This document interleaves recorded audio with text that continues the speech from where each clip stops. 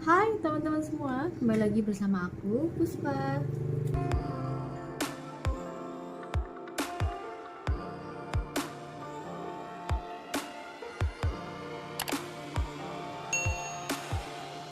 Nah teman-teman, apa kabar nih? Semoga kabar kalian sehat-sehat selalu ya di masa pandemi ini. Jangan lupa untuk minum vitamin, jaga jarak, dan juga jaga kesehatan pokoknya ya. By the way, udah lama banget ya aku nggak bikin video di YouTube aku dikarenakan suatu hal, dan hal itu bakalan aku share sekarang di sini. Tapi sebelumnya jangan lupa untuk kalian yang belum subscribe, jangan lupa subscribe aku, terus like, share, dan komen videonya, dan jangan lupa nyalain notifikasinya supaya kalian tahu dimana aku upload video baru. Oke, udah, yuk sekarang kita lanjut ke videonya. Teman-teman, mohon maaf banget, ini aku situasinya rumahnya di pinggir jalan banget, dan kalian pasti bakalan mendengar suara-suara kebisingan dari kendaraan, tapi gak masalah ya, semoga itu gak jadi masalah. Oke, jadi aku bakal share ke kalian soal pengalaman aku beberapa bulan yang lalu, sehingga mengharuskan aku untuk gak bikin konten lagi di YouTube. Nah, jadi di bulan November itu aku mengalami masalah kesehatan yang mengharuskan aku untuk menjalani yang namanya operasi. Dan operasi itu adalah operasi pengangkatan kista ovarium dan juga appendicitis ataupun usus buntu ya.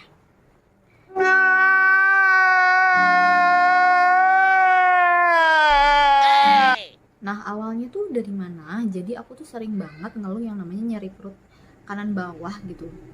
Sebenarnya sih udah lama ya, dari sebelum aku menikah itu pada saat aku kuliah tingkat 3, tapi kayak gak pernah dirasa gitu. Dan pada akhirnya di bulan ke-6 pernikahan, setelah pernikahan aku tuh kayak ngalamin yang namanya nyeri perut, terus intens banget gitu, selama seminggu itu nyeri terus aja gitu pada saat kerja, di rumah, pokoknya nyeri aja gitu.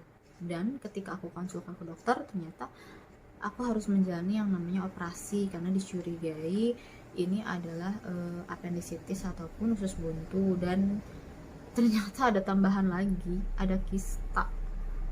Dan aku disitu kaget banget ketika menjalani operasi, ditemukan kista berukuran 2 sampai 3 cm lah ya, pokoknya kayak segede telur, enggak sih, segede tomat lah ya, segede gini pokoknya. Di situ aku kaget, shock, tapi bersyukur gitu. Kaget dan shocknya kenapa? Karena aku nggak nyangka banget ternyata ada kista ovarium gitu di badan aku.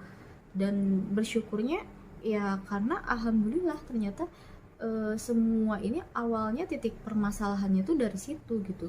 Dan di situ aku setelah selesai operasi sempat sedih juga, sempat bingung juga apakah aku tuh masih bisa hamil apa enggak gitu ya. Aku takutnya itu merupakan suatu keganasan atau apa, pokoknya udah campur aduk lah pikiran aku pada saat itu. Keluarga berusaha untuk menenangkan aku, baik suster juga maupun dokter, karena kan hasil PA-nya tuh belum keluar ya. Jadi si kistanya itu di PA kan, kemudian seminggu kemudiannya aku kontrol lagi, dan dokter menjelaskan bahwa itu bukan suatu keganasan tapi harus tetap dikonsulkan. Nah, kemudian aku tuh diharuskan untuk kontrol seminggu sekali ke poli untuk kontrol jahitan aku ya kan. Jadi aku tuh selama apa ya di rumah itu kayak benar-benar belajar untuk ngebersihin luka sendiri sampai benar-benar kering, sampai benar-benar gak ada darah yang keluar. Dan suatu ketika memang harus dibuka jahitan, dan setelah itu aku kembali bisa beraktivitas lagi, bisa bekerja juga. Aku konsultasi ini soal si kista ovarium tersebut ke dokter obgyn atau dokter kandungan. Dan setelah diperiksa, dokter menyatakan bahwa kista aku udah bersih istilahnya ya, udah nggak ada. Tapi aku mengalami gejala yang namanya PCOS. Mungkin kalian bisa searching sendiri ya, PCOS itu apa. Intinya jadi si sel telur aku tuh kayak kecil-kecil gitu, sehingga sulit untuk dibuahi, sehingga dokter menyarankan aku untuk apa ya, mengonsumsi obat-obatan hormonal dan juga penguat kandungan gitu. Dan aku sih ya ngikut-ngikut aja gitu ya. Dan subhanallahnya, kalian tahu, itu kan di bulan November ya aku ngelakuin operasi, dan di bulan Desember sambil aku terus kontrol ke dokter juga gitu, aku hamil. Subhanallah, aku nggak nyangka banget dalam jangka waktu 1 bulan secepat itu gitu aku bisa hamil. Jadi ceritanya gini, waktu itu aku tuh sempat kayak abis pulang kerja kebetulan bareng sama suami, pengen makan yang namanya tulang ayam yang kayak dibumbuin gitu, aku nggak ngerti pokoknya pengen pengen kayak dibumbuin gitu. Terus nyari kesana sini nggak ada karena emang itu hari Minggu dan masih jam 9, nggak ada yang buka, belum ada yang buka gitu kan. Dan akhirnya ketemulah kedai mie ayam, dan di situ aku pesen mie setengah dan tulangnya semangkok. Tulangnya semangkok, bener-bener semangkok, dan itu aku nambah.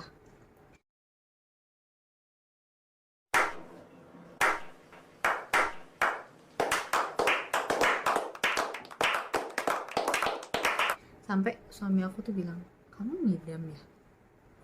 Oh my god, di situ aku kayak, hah, apaan sih gitu. Perasaan haid aku tuh 2 hari lagi, masa iya sih aku ngidam? Kayak, enggak gitu kan, kayak masih inilah pokoknya, nggak mungkin aja gitu. Karena penasaran kenapa aku tiba-tiba sepengen itu gitu ya sama itu tulang. Aku nggak ngerti apa itu yang namanya ngidam. Besoknya aku tuh kayak langsung beli test pack, dan paginya aku cek dan ternyata garisnya 2, tapi yang satu masih samar. Kan bingung ya, aku baca lagi gak ada keterangan samar atau apa gitu ya kan, nggak paham juga gitu.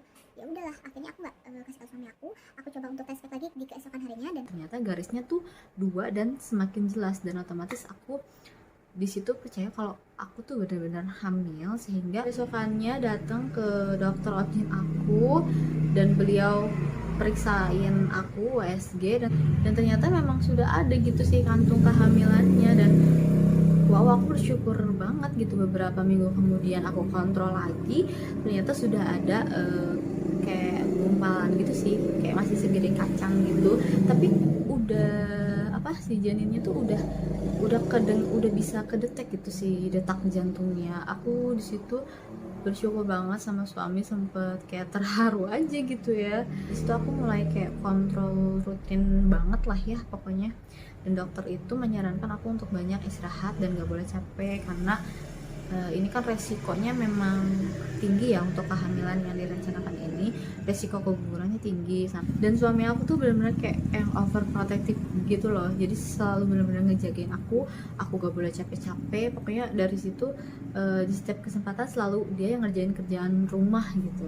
dan sejak usia kehamilan 4 bulan aku tuh kayak ngalamin yang namanya morning sickness, udah mulai morning sickness gitu ya. Tapi alhamdulillahnya nggak sampai dehidrasi gitu, kayak cuman mual-mual aja. Tapi kadang kalau misalnya mencium sesuatu yang apa ya, bau-bauan yang aneh pas lagi makan atau minum, pasti langsung aku muntahin dan aku nggak mau makan dan minum lagi gitu. Ya paling sekadar itu aja sih. Terus pegel pinggang kayak gitu lah pokoknya, normal kebanyakan ibu hamil sih.